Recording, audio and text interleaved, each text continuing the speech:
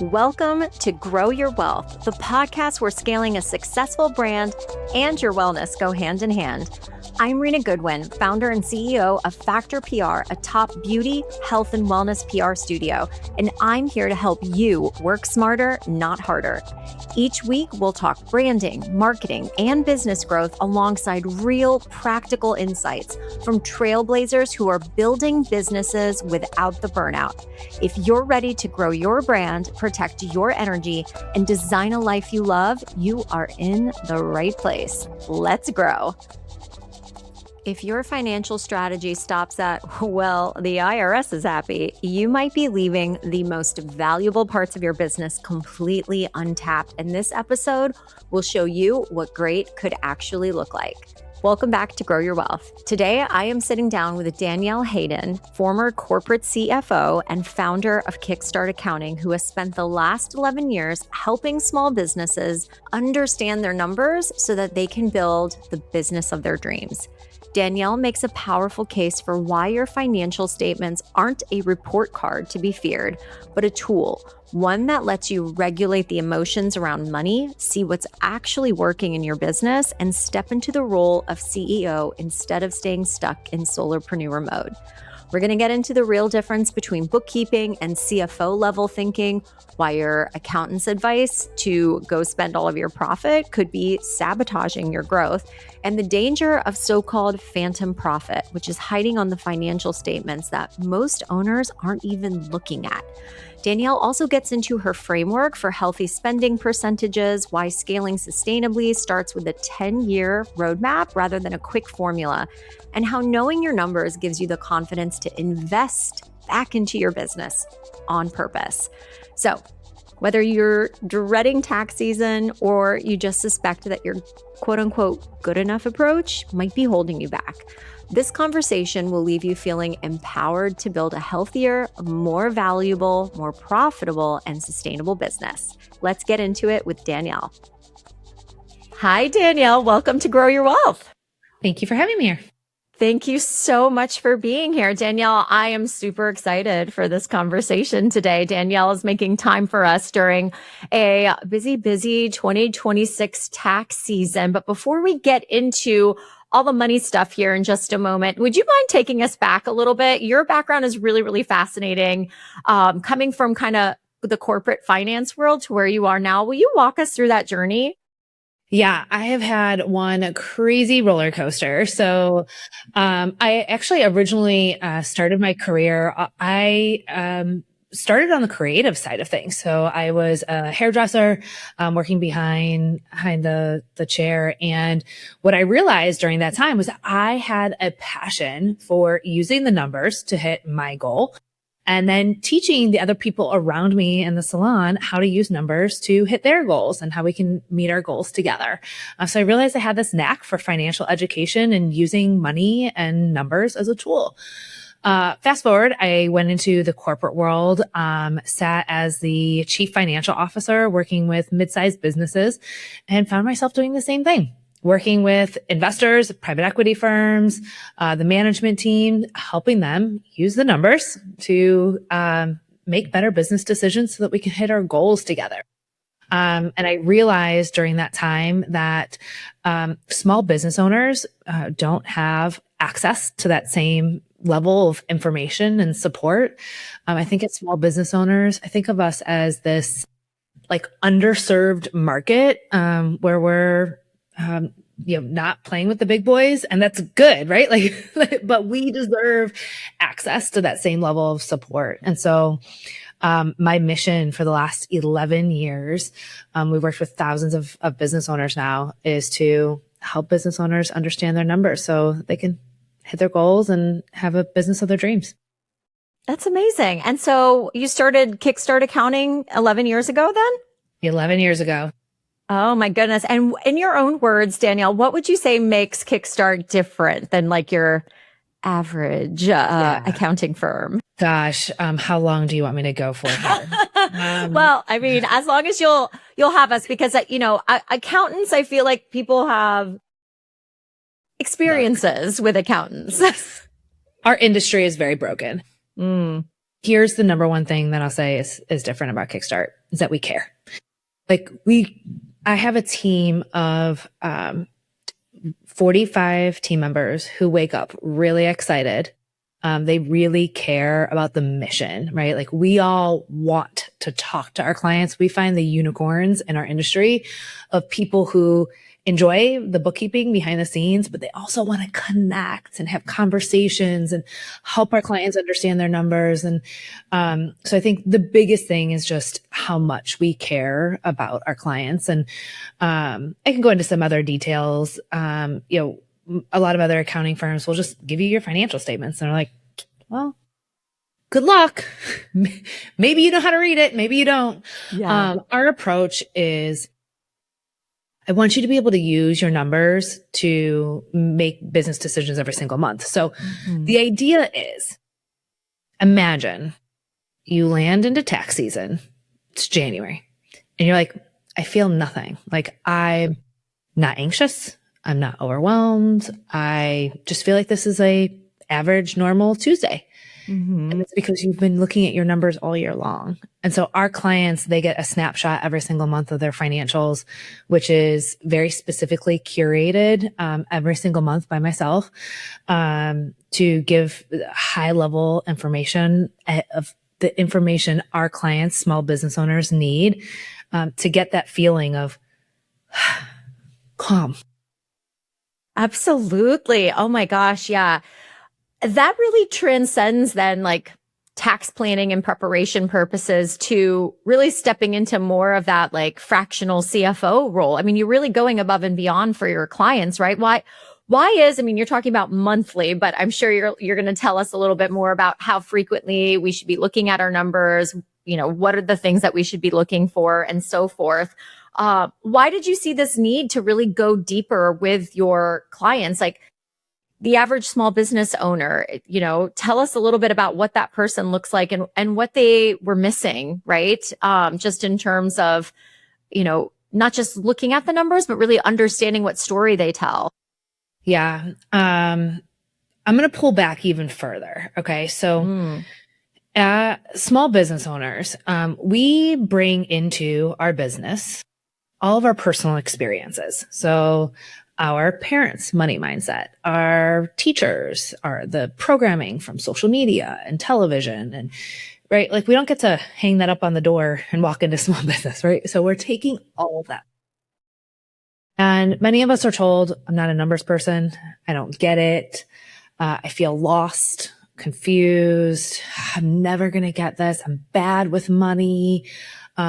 Everybody else is doing better than I am. I don't know how much everybody else is spending. There's this feeling of uneasiness around money and finances. So I'm just like, that's like first and foremost is just that uneasy feeling around money and finances. Now, what I didn't realize when I started the firm 11 years ago is that the counter to this, like the solution, the antibiotic, the medication for this is to have clean, accurate financials, right? So when we have numbers, when we have data, we can soothe our emotions, meaning that we have clients who they'll come onto their monthly financial review call. Clients, shoulders go up to their ears and like, oh my God. Like, I don't know. It just feels like it's so slow right now. I think I'm losing money. Like, tell me where I have to cut back. Like they're bracing for the worst. I'm like, whoa, shoulders back and around.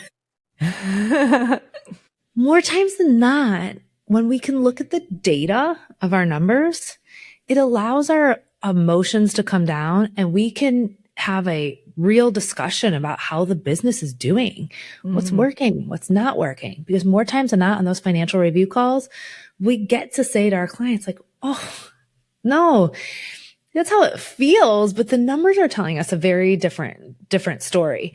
So there's that around it. Because of my background, I come at all of this with how do we use our numbers as a tool? A lot of tax accountants, what they care about is filing your tax return. Mm-hmm. right? So when they do your bookkeeping, they're thinking about how does this bookkeeping translate into the tax return? How does this decision impact your taxes? How is this going to save you money? How is this going to make you, less profitable? I want you to throw all of that out the door, like all of it. Taxes are important, but you know what's more important? Creating a healthy, sustainable, valuable business. So if you have a business where you have a healthy business, like you're spending money, but you have time with your kids and freedom. You have something that's built sustainably, so you could do this for the long term, and you have profits so that you can go and get a bank loan. You can pay yourself. You can put yourself on payroll. And we're creating this whole big sustainable ecosystem as a business owner. Sorry, that was a lot. Passionate about this topic. No, I love that. I appreciate that because I can feel your passion, and I'm sure others can feel your passion as well, because you transcend just like doling out a service and checking a box to really being a partner with your business clients as well, which is, I will say, from my standpoint, very unusual to hear from an accountant, CPA or CFO. So that is actually fantastic. And I do want to kind of double tap on something here really quickly, because I think, myself included, a lot of founders, a lot of business owners, they really do pride themselves on being the visionary, right? Like, I know where I want to go, but obviously cash flow and profit are going to help me get there. But so many founders don't spend the time with those numbers. Why is that such a disservice? Why is that financial clarity like such a non-negotiable part of not just sustaining a business, but for sustainable growth of a business? So I'm a visionary. So I speak about this from not a place of shame or judgment, but like, I'm with you. Okay. As most of us business owners, as visionaries, we get bored, right? So we start a new, let's call it a marketing initiative. We start a new marketing initiative, and it feels hard. Like, I have a lot of money going out the door. I gotta show up on social media every day, right? Like, I have to do this for a set period of time to see the fruition back into my business. Having the data is a tool to be able to monitor our emotions, to say what's working, what's not working. Like, what do I want to continue to do more of? And what do I want to stop doing? And as visionaries, sometimes we need our numbers to say, oh, this has really only been like 60 days. I probably need to give this 6 months and to keep on watching my financials. Or maybe we say, I've been doing this for about 8 months and I have not seen the ROI in it. I need to stop doing it. I say all that to simply put, your numbers are a tool in your toolbox so that you can lead a more intentional business. And I think that there can be a lot of shame around money. So a lot of us think of our financial statements as a report card. Like, did we pass? Did we fail? Did we make it to the next quarter? Is someone going to come and shut us down? Is somebody going to tell us that we're not good enough? Where I want to flip that on its head and say, this isn't about how much taxes we're going to pay. This isn't about did we pass or fail. This is about using our financials as a tool to say, hey, business owner, here's what's working in your business. Go do more of that.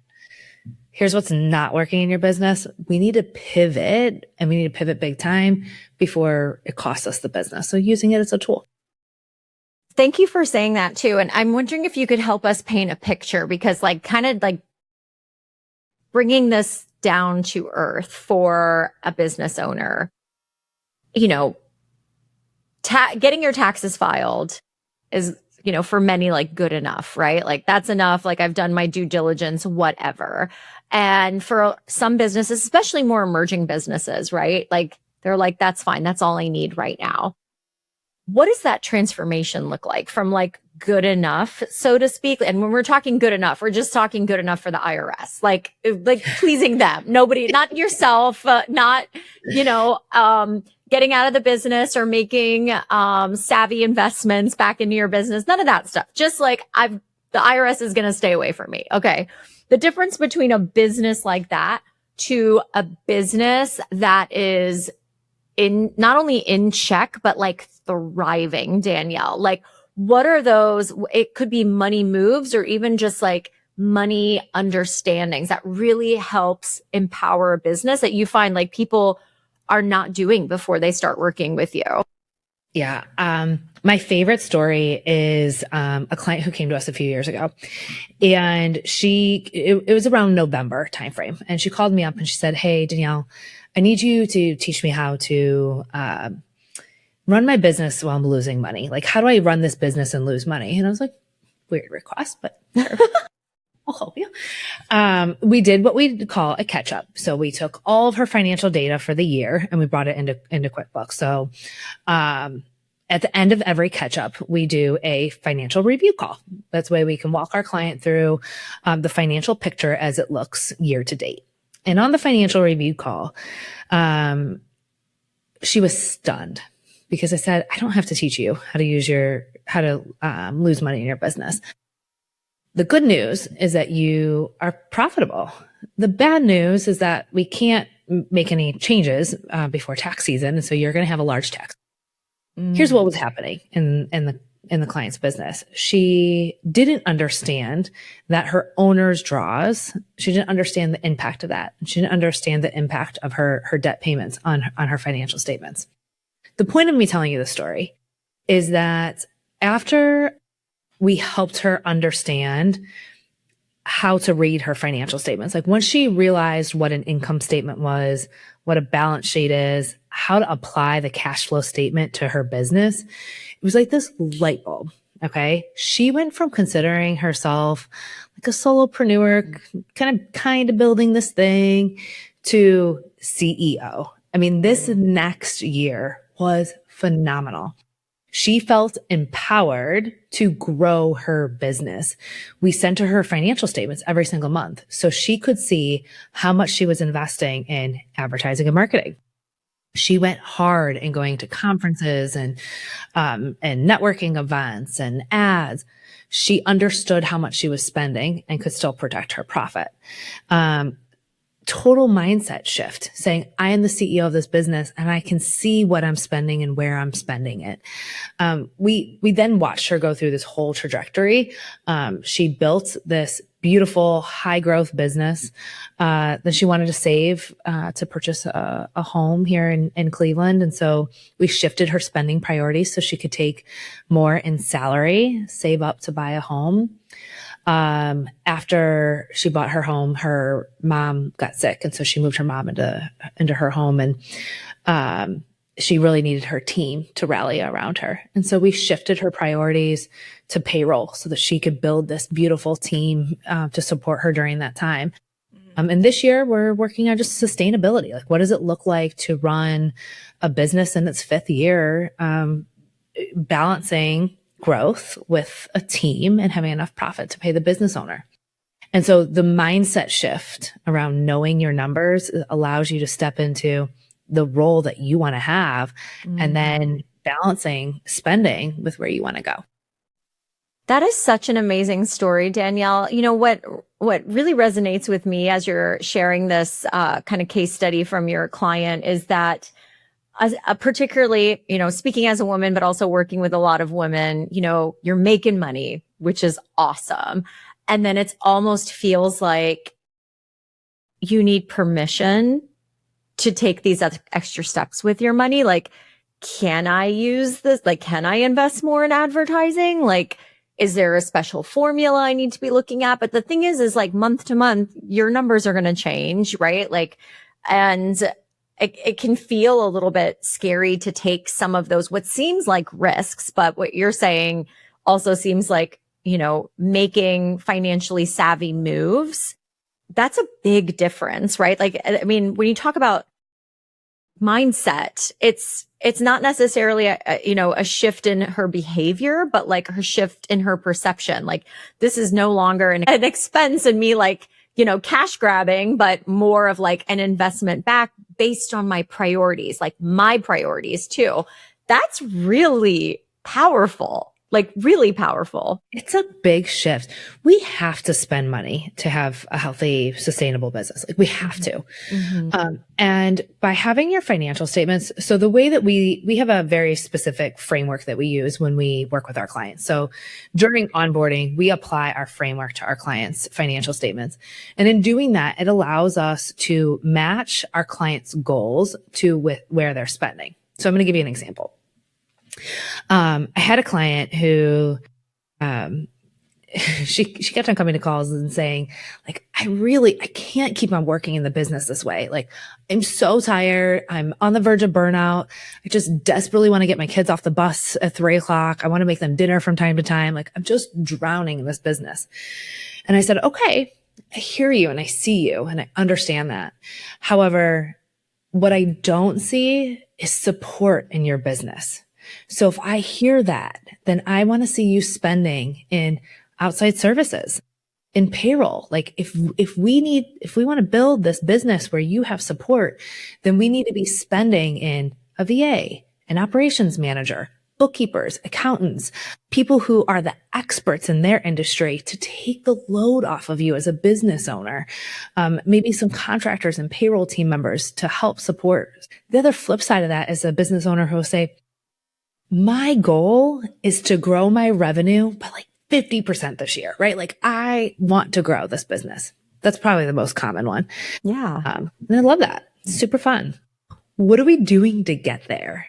Right? Like it's not just manifestation, not just saying to the world, I want to grow, but what are the dollars that we're going to put intentionally into the business? So during a high growth season, I want to see about 10 to 15% of your sales going into advertising and marketing.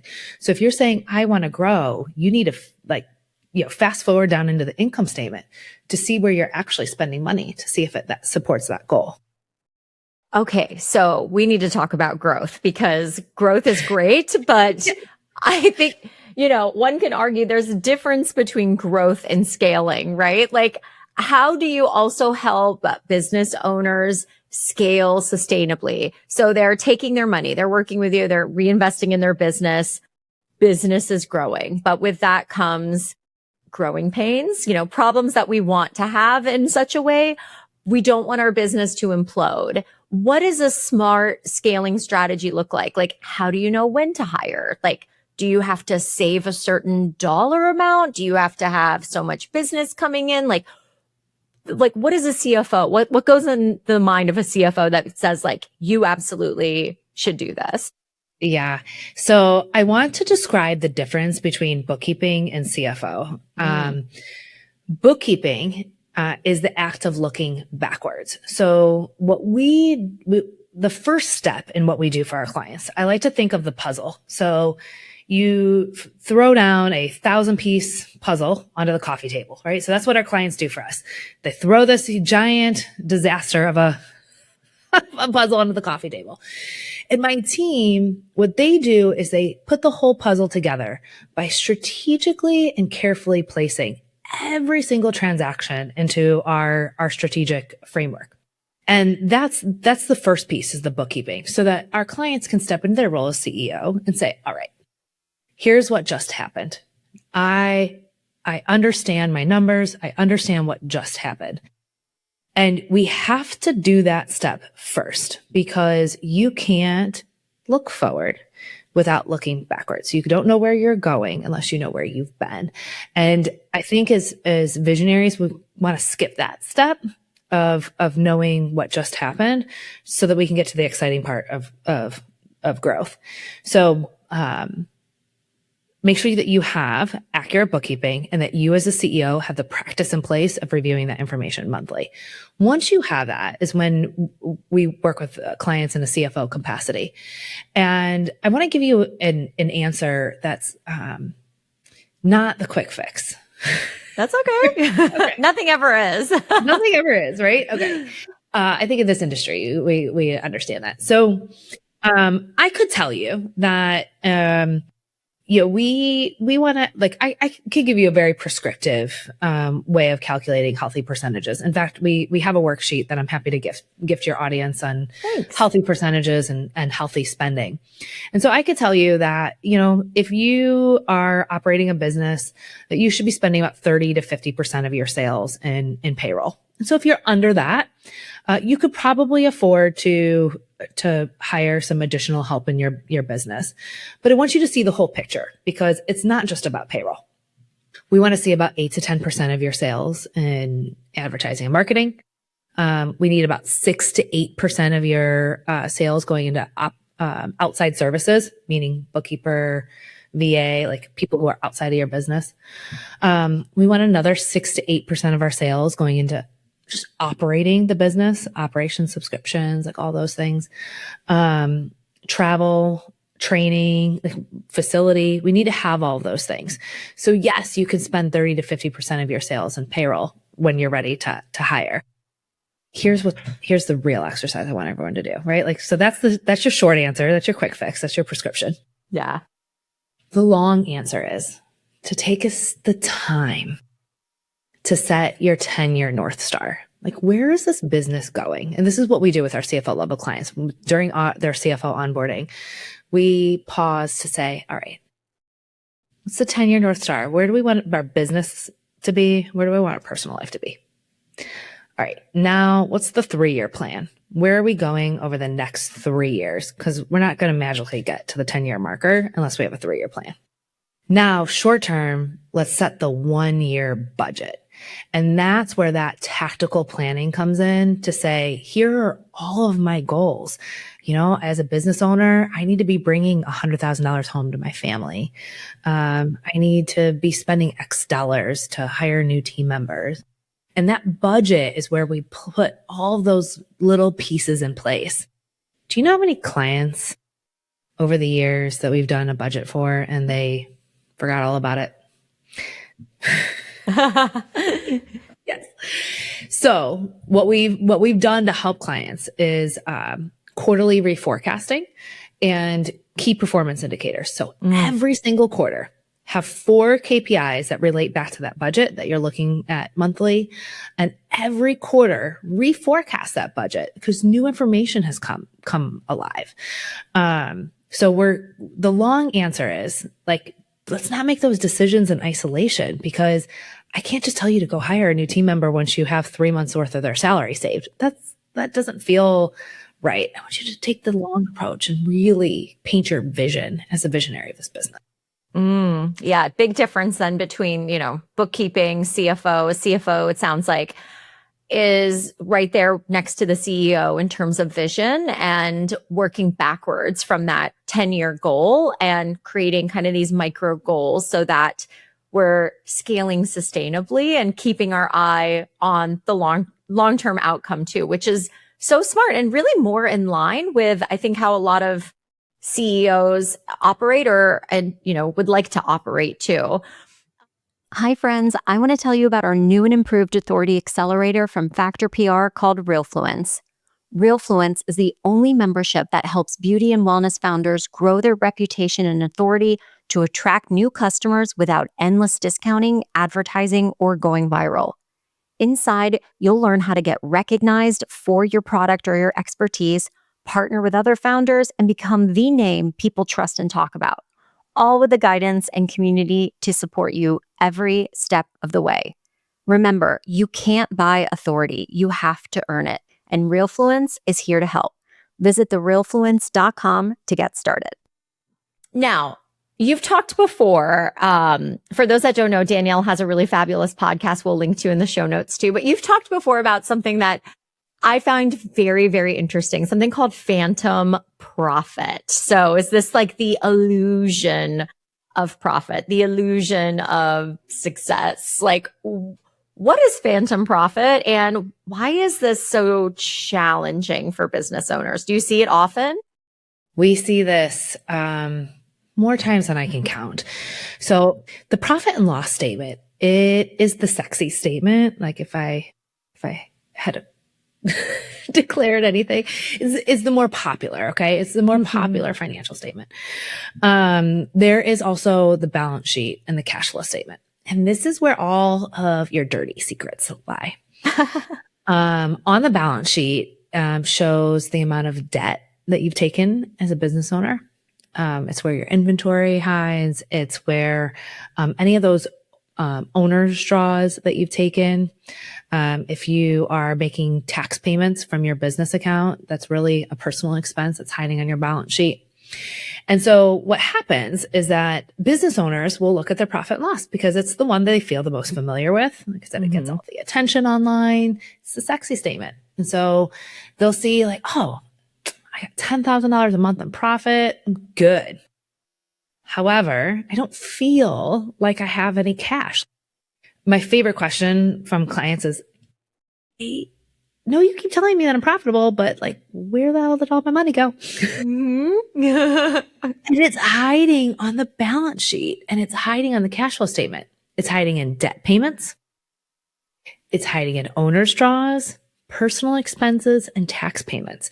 And so it's a phantom profit because it shows profitable in the income statement. But when you go to look at the cash for the business, if a business has taken on debt, that there has to be enough profit in the business to pay down debt, to pay the business owner, to buy additional inventory, to take on new initiatives. So that's that phantom profit because the cash is already spoken for in debt payments and owner's draws. Okay, so that's super interesting then. So I can imagine that can make even like your tax burden very interesting as well too. Yes. How do you navigate something like that? I mean, is it just like labeling things for what they are, or is it sounds like there's got to be something more strategic to it because it's kind of misleading, but like you're going to pay essentially a penalty on the money that you're not actually even pocketing, Danielle. Yes. So let's say the first thing is to have a money team that can help you navigate this. So we need to make sure that clean bookkeeping. You'll always hear me preach clean bookkeeping first. AI has not perfected this yet. QuickBooks automation has not perfected this yet. So like, please ensure that your bookkeeping is correct first. Then from there, yes, we are going to have profit on our income statement. There's going to be this moment in running a business. Usually we see it around $75,000 a year in net income for 2 years, where it's going to become tax advantageous for you to become an S Corp. Yeah. As an S Corp, you'll become a business expense to your business. And so when you're paying yourself as a business owner, you'll now be on payroll. And so that's going to reduce your net income and it's going to reduce that phantom profit that you're seeing because you are now a business expense to your business. Your payroll is going through the business. It's reducing your self-employment tax, which is really, really important. So I like to tell people to, start practicing being an S Corp before you become an S Corp. Pay yourself an owner's draw regularly, and stop commingling business and personal expenses, and then look at your balance sheet every single month. Those are like the 3 steps to prepare you to become a S Corp. And then once you have $75,000 in net income for more than 2 years, it will become tax advantageous for you to become that S Corp, put yourself on payroll. And that's when you're going to start to reduce that phantom profit. So you're paying less in taxes. That's a great tip for sure. Okay. So tell us a little bit, Danielle, if you wouldn't mind, what are you seeing right now when it comes to financial red flags? I know we've talked a little bit about that phantom profit, commingling personal business expenses is a big one, excessive owner's draws, even not spending enough in your business or reinvesting enough. Are there any other financial red flags, not just for emerging businesses, but as businesses even grow, they become a little bit more complex? Are there things that female entrepreneurs are often missing until they're kind of redirected? I think that this is getting better, but putting our head in the sand, like just thinking, I wasn't good at math in high school, and so I'm not going to be good at money, or maybe I'm not good with money. I've been told I was an overspender all my life. When you start a business, it's hard, but like no one cares. The IRS doesn't care if you're bad with numbers or you're not good with money. The IRS said you started a business. And so now it's your responsibility to know your numbers. And so I'd say the biggest red flag I see is business owners putting their head in the sand, not paying attention to their numbers throughout the year, waking up at tax season and be like, shoot, just like my New Year's resolutions, I forgot to do my bookkeeping again this year. And I have no idea how much I owe in taxes. So that'd be my first thing is, make sure you have clean numbers, look at them every single month, even if you don't know what you're looking at. Even if you don't know what you're looking at, you need to look at them and become familiar with these reports so that you can start to build that muscle and that skill set. Get a money team so that you don't have to go at this alone. And then I think the other big red flag would be superhero cape. I have to do it all myself. Like I'm the only one that can do it. I'm the only one, like if I'm not the one doing it, I don't understand it. And if I think about my own personal journey, this has been for me, the hardest thing for me to do is to move from practitioner to like owning outcomes. So like I don't have to be the one doing everything in my business. I need to have experts who know more than I do. And that's super scary, who are going to be able to help guide me and give me the information that I need. And so it'd be the other financial red flag that I see. Tax season is not a surprise. So, what we can do is to get ready. Like it is a year-long job to get ready for tax season. So like when this airs, it is still time to get ready for next tax season. Yes. Oh my God. Danielle, I had a CPA firm, that always surprised me at the end of the year, the end of the calendar year, with like, you have got to offload like tens of thousands of dollars in payroll. The worst. And it would, like, as a small business, like knock me out. And I'm like, how is this a surprise? Especially to me, and I so resonate with what you just said. Like tax season is coming. It should not be a surprise. We are getting ready for it, whether it's, looking at the numbers, making, financially savvy and sound decisions with our money every single month. And pivoting, like you said, when need be, like if we're headed in one direction and catch it before it becomes this huge conundrum. I mean, that's just good business advice, not just good, accounting advice, I think. Can I say, if your tax team has given you that advice, please do not take that. We worked with a client a few years ago, and she's still a client, but her first year with us, she signed on in November for bookkeeping services, and then she was going to finish out her tax season with her current tax accountants before she moved her services to us. And the tax accountant told her in late November, early December, you need to go spend all of that profit. So she gave her team large bonuses. She took a large bonus. She bought all this inventory, went and spent all this money. What the tax accountant didn't bother to ask, and was it his responsibility? I don't know, maybe not, was what are your investment plans for quarter one? So she went and spent all this money. And then when she went to go open up her second location, she needed to take out a large amount of debt in February because she spent all of her cash. And so when she went to go open up her second location, she didn't have the cash to fund that. It created a bunch of other issues, like her team wanted bonuses again the next year. Well, there wasn't the same amount of profit because she was opening up a second location.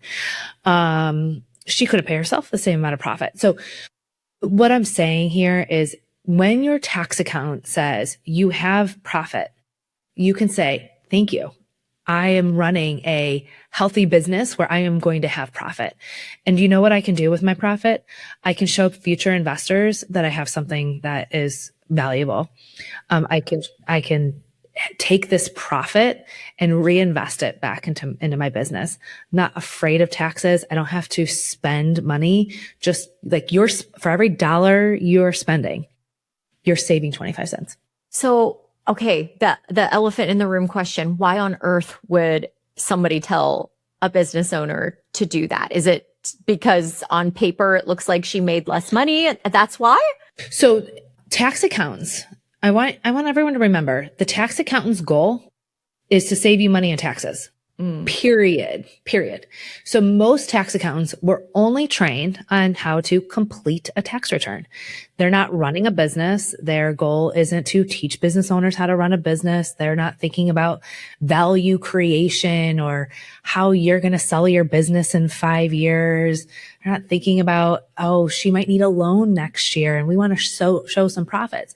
Most people care about not spending money in taxes. And so tax accountants, their thought process is, I have to do whatever I can to just save this client money.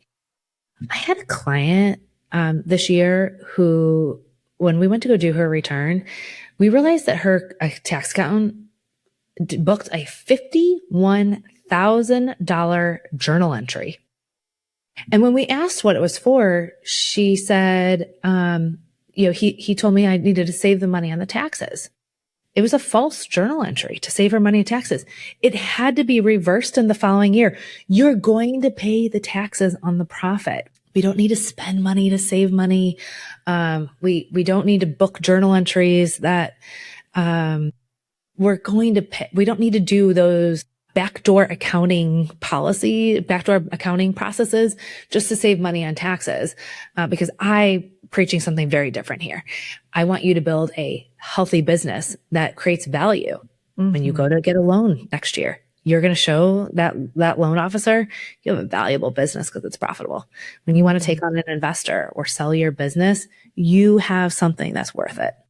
Absolutely. That's something that I think myself just personally a lot about is like my big kind of focus is really creating a sellable business because that is a valuable business. I don't have no goals to sell it anytime soon or ever for that matter. But I feel like a sellable business is just like such a good example of like a healthy, sturdy business that if someone would just buy it off the shelf, it's probably pretty darn buttoned up, but so many people I see is just like, and even me back in the day was like bubble gum and scotch tape. Like, let's just, again, going back to what we sort of opened with is just like good enough's good enough. Like I've satisfied the IRS. So my business is okay. But this has been such an enlightening conversation because for those that maybe feel like good enough is good enough, you have no idea what great could be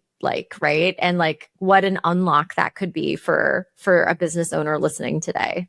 Yeah, let's allow ourselves greatness, Good enough doesn't have to be enough. I love that. Let's experiment with what great looks like. Absolutely. Thank you for that. Yeah, thank you for that.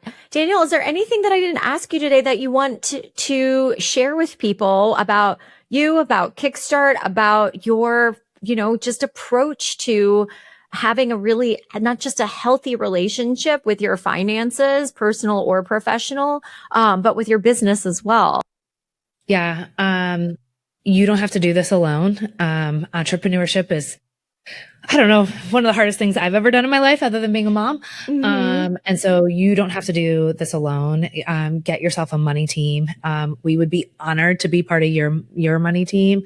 I love that my team and I get to deliver these amazing transformations from lost, confused, or even so-so, like I think it's okay, to empowered and strong, to be able to sit in that visionary CEO seat, and to be able to forecast to the future, with a money team that is, not going to just go with industry norms, but really challenge the norms. You know, what I'm saying here is not what the rest of the tax industry is out here saying. And so we'll continue to disrupt the industry. And I would be honored to be able to help you with your businesses. That's amazing. Danielle, for those that are interested, 2 questions. Do you work only within a certain geographic? Do you work nationally? And second question, to piggyback on that, where can people get in touch with you if they are interested in working with you in Kickstart? Yeah, kickstartaccountinginc.com. Book a call right there on our website. We work nationally. So we work everywhere in the U.S. We run a fully virtual team. And then we do bookkeeping, CFO, and tax work, but across the entire United States. That's amazing. Well, congratulations on all your growth. I know before we jumped on, I think you mentioned like 40-ish people that work with you, which is, I mean, you obviously know how to build a business. So thank you so much for sharing all of your fantastic wisdom, especially during a particularly busy time of year. But I see why you're so calm right now is because, like you said, this is just another Thursday. It's just another Thursday. Danielle Hayden, thank you so much. Thank you. Thank you so much for listening. I hope this episode deposited some useful advice and insights to help you grow your wealth. If you enjoyed today's episode, be sure to subscribe so you don't miss any future conversations. You can find more resources, episode details, and updates at growyourwealthpodcast.com. And let's keep the conversation going on Instagram. Follow me at Grow Your Wealth Podcast. I'd love to hear your thoughts, questions, or takeaway from today's show. Until next time, remember, burnout is optional. Take care, and I'll see you next week.